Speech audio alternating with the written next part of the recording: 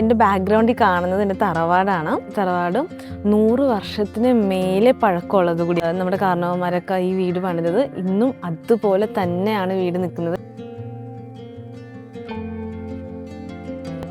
അതുപോലെ childhood memory ഉണ്ട് നമുക്കിവിടെ.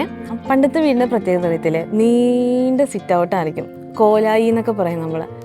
ഡോറ് തുറന്ന് വരുമ്പോഴേക്കും ഇതണ്ട, ഇതാണ് ലോക്ക് എന്ന് പറയുന്നത്. നമ്മളിത് കൂട്ടിയിട്ട് ഈ സാധനം ഇങ്ങനെ ഹുക്ക് ചെയ്യുമല്ല, ഇത് തല പൊട്ടി ചോരയൊക്കെ വന്ന് അന്ന് ആകെ സീനായിരുന്നു ഞങ്ങളുടെ കുഞ്ഞിലെ.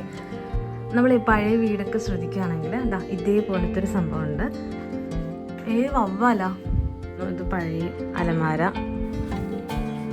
ഗൈസ്, ഈ റൂമിനെ കുറിച്ച് ആന്റിക്ക് എന്തോ പറയാനുണ്ട്. ഇപ്പൊ ഗൈസ് കുറേ തലമുറ കിടന്ന റൂമാണിത്.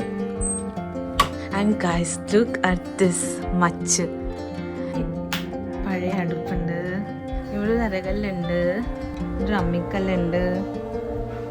ഇത് പഴയ ആമാടപ്പട്ടിയാണ് ഗൈസ്. ഇതിൻ്റെ ബാക്ക് സൈഡ് ഒരു കുളമുണ്ട് ഗൈസ്. ഓ മൈ ഗോഡ്, അത്രയും നൊസ്റ്റാൾജിയ ഉള്ളൊരു സ്ഥലമാണ് ഇതൊക്കെ. നമ്മുടെ തറവാട് വീടിൻ്റെ 2 വീട് പുറകിൽ കായലാണ്. എനിക്ക് നല്ലൊരു ബാല്യം തന്നതിന് ഓർത്തിരിക്കാൻ ഒരുപാട് കാരണങ്ങൾ. പക്ഷെ നമുക്ക് മൊബൈൽ ഫോണൊന്നും ഇല്ല.